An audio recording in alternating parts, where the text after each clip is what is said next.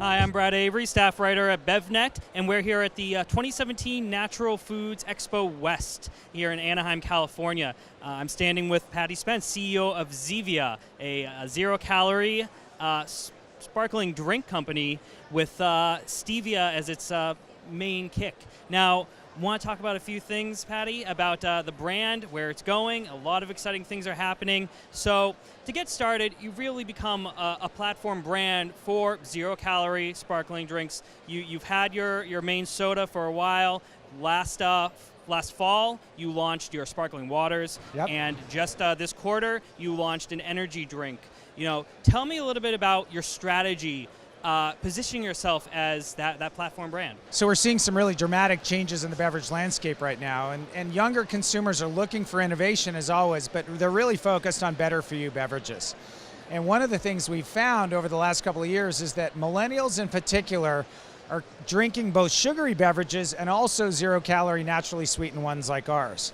And so that's really opened up our playing field in that we can coexist. Our shopper's drinking classic Coke, and then she's coming over to Zevia.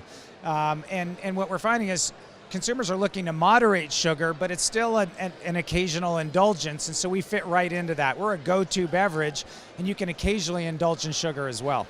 So tell me a little bit about targeting that millennial demographic and the way you go about it. You've got your new line with some pretty sleek packaging. What are the ways you go after that group? Well, the new line really came out of a real focus on our part on usage occasions.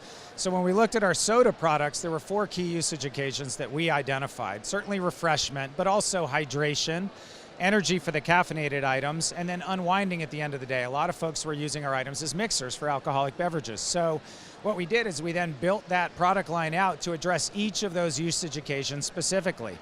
And what we now have is we have a platform where a shopper can fuel herself from the morning she wakes up till the time she goes to bed throughout the day, and not just for that individual, but every member of the household. And so the way we target those young shoppers is through that platform appeal. Everything in our line is 0 calories with a natural sweetener. So she knows whether she picks a cola, a ginger ale, Mountain Zevia, it's got that consistent ingredient positioning, and it makes it very easy to expand into some of those adjacent segments. So one thing I wanted to talk to you about was your innovation pipeline, and when I got here, I was surprised to find it. You are unveiling a new mixer line. You mentioned mixers, so tell me a little bit about that. Well, exactly. And when you think about a mixed drink, what is the epitome of empty calories? It's calories in the mixer, right? Alcohol's got plenty of calories. We're not drinking that alcoholic beverage to get extra calories. We're drinking it for a specific reason.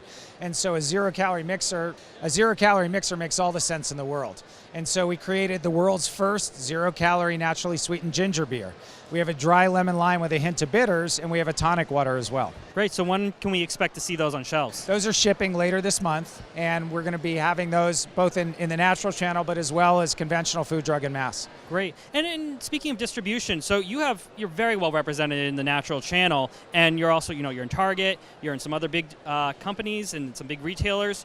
What's going on with distribution, your growth, and how are you targeting that? Well, what's amazing about the category in general and CSD and liquid refreshment beverages, obviously, is they're ubiquitous. So there's a ton of open playing field, and we've continued to thrive in the natural channel even as we broadened our distribution. It's pretty amazing. We actually have one national chain in the natural channel. We own 45% of the category, and we're growing at 35%. That's almost unheard of, and what it indicates is so much upside, even in our most mature channels. And so we're doing 2 things. We're continuing to grow in those core channels, natural, food, drug, mass, but also expanding into new venues. And it's incredibly impressive. And one thing it's interesting about the brand is you've really owned stevia as the main ingredient, but it is a divisive flavor, and some people can't do it. So how do you approach that stigma about stevia? How do you address that? Well, we're really a continuous improvement brand, and when we think about our corporate DNA, it's almost the opposite of traditional beverage. That whole ethos of taking a secret formula, locking it in a vault for 100 years, that's not what we're about. We're about continuous improvement and innovation. And so we've continued to evolve as stevia has evolved. And so, what I tell people is if you haven't had a Zevia in the last 6 months, you probably aren't too familiar with the taste. So we've been able to continually upgrade the quality of the ingredient, work with it more and more effectively in a formulation, and really eliminate the aftertaste that some consumers feel. And what are some of the ways that stevia itself is evolving that you're playing off of? Well, what's fascinating is when we started working with stevia, it was all about one of the sweetening compounds or stevioglycosides called Reb A. So we continue to improve the purity of our Reb A from an 80% to a 95%, 97, 99%. But guess what? After 99%, where do you go?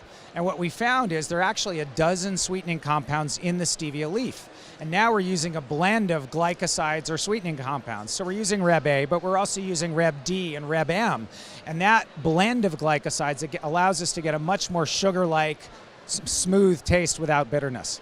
And how does it play along the the different lines?